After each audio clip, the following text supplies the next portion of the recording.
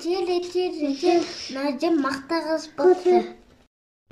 Maqtag'iz мысықтың құйрығын беріп қуамды. Сен ұйықта. Ертеде Мақтақыз деген қыз болыпты. Ол бір күні үйін сыпырып жүріп, мейіз тауып алыпты. Сыған бегесі?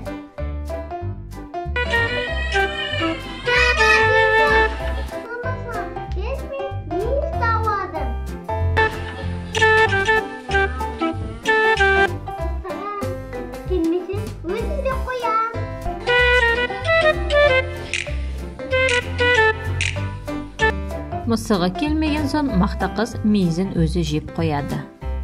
Мейізін жеп біткеннен кейін мысық келеді. Айтпай. Шудырдым.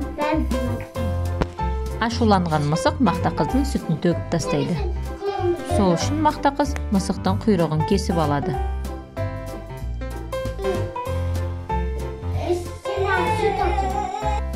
Сөйтіп мысық сүт іздеп сиырға барады. Сен маған жапырақ бер. Мысық жапырақ іздеп талға барады. Сен маған су бер. Су іздеп жүргенде мысық су тасыған қыздарға жолығады. Маған су берсін. Сен маған сағыз бер. Сағыз сатып алу үшін мысық дүкеншіге барады.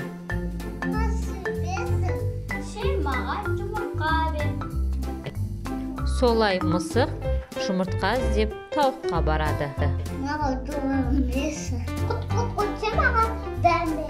Мысық тышқанды тосып отырып, тышқанды ұстап алады.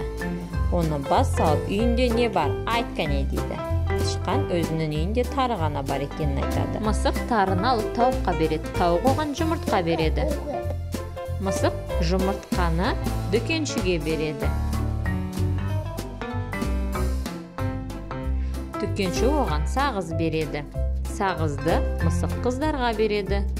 Қыздар оған су береді. Суды талға береді. Тал оған жапырағын береді.